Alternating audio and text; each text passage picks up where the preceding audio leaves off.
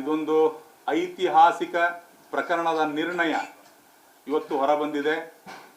ಈ ಒಂದು ಪ್ರಕರಣದಲ್ಲಿ ಯಾರು ಆರೋಪಿತರಿದ್ರೋ ಅವರೆಲ್ಲರನ್ನ, ಅದರಲ್ಲಿ 2 ಜನರನ್ನ ಖುಲಾಸೆ ಮಾಡಿ 2 ಜನರು ಅವರು ಮಾಫಿ ಸಾಕ್ಷಿ ಆಗಿದ್ದರಿಂದ ಅದರಲ್ಲಿ ಆರೋಪಿ ನಂಬರ್ 1 ಬಸವರಾಜ ಮುತ್ತಿಗೆಯವರು ಮಾಫಿ ಸಾಕ್ಷಿ ಆಗಿದ್ದರಿಂದ ಅವರ ಸಾಕ್ಷಿಯನ್ನ ಮಾನ್ಯ ನ್ಯಾಯಾಲಯ ಕನ್ಸಿಡರ್ ಮಾಡಿದೆ.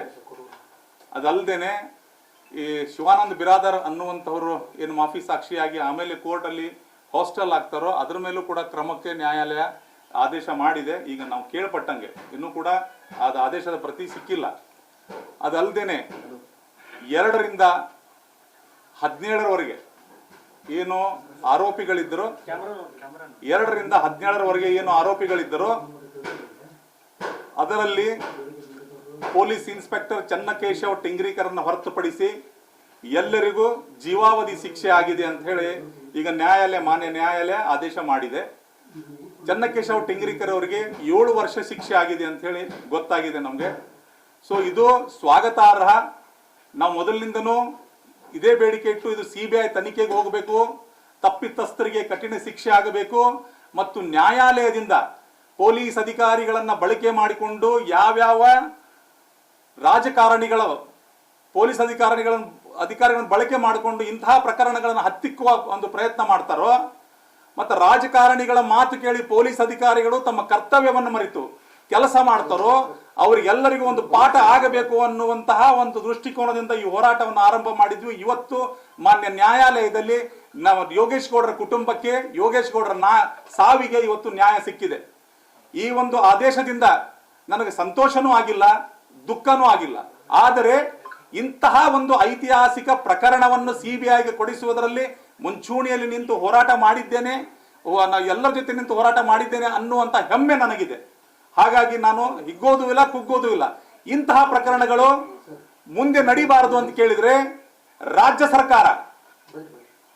ಸರ್ಕಾರ ಇದು ಕಳೆದ ಬಾರಿ ಇದು ಇವರೇ ಮುಖ್ಯಮಂತ್ರಿಗಳು, ಇವರೇ ಗೃಹ ಮಂತ್ರಿಗಳು, ಮುಖ್ಯಮಂತ್ರಿ ಸಿದ್ದರಾಮಯ್ಯನವರು, ಗೃಹ ಮಂತ್ರಿಗಳಾದಂಥ ಪರಮೇಶ್ವರನವರು 2016ರಲ್ಲಿ ಈ ಘಟನೆ ನಡೆದಾಗಿದ್ರು.